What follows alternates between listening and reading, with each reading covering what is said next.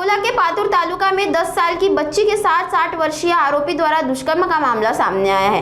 आरोपी अभी भी फरार है। घटना के बाद शरद पवार गुट के विधायक रोहित पवार ने पीड़ित परिवार से मुलाकात की और कहा कि राज्य में कानून व्यवस्था बिगड़ गई है, रोज 24 रेप हो रहे हैं। उन्होंने आरोपी की तुरंत गिरफ्तारी, सख्त कार्रवाई और पीड़िता की शिक्षा की जिम्मेदारी लेने की बात कही। रोहित पवार ने आरोप लगाया कि 2014 से अब तक 50,000 से ज्यादा महिलाओं और 13,000 से ज्यादा नाबालिगों के साथ अपराध हुए हैं।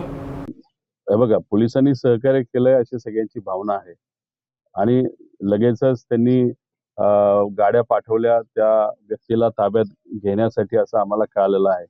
पण FIR ला एवढा वेळ खरं तर लागायला नको पाहिजे होता।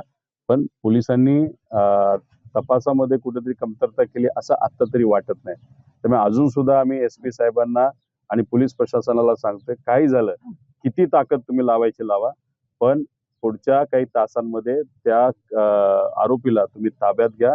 आम्हाला असंही कळतंय की त्या आरोपीला त्यांच्या घरून जेवण दिलं जातंय, अन्न पुरवलं जातंय आणि IQ माहिती आमची जी इथं आहे की तो जो कोणी आरोपी आहे त्याच्या मुलाने सुद्धा अशाच पद्धतीने लहान मुलीवर अत्याचार केले होते। त्याच्याबरोबर हा जो क्रिमिनल आहे, जो आरोपी आहे, त्याने सुद्धा ह्याच्या आधी काही लहान मुलींवर असं काहीतरी करण्याचा प्रयत्न केला, पण लोकांनी पुढाकार घेऊन तो विषय त्या ठिकाणी कुठेतरी संपवला होता असं आम्हाला कळतं। त्यामुळे हा रेग्युलर ऑफेंडर आहे, याचा मुलगा ऑफेंडर आहे, त्यामुळे याच्यावर कडकच्या कडक कारवाई झाली पाहिजे।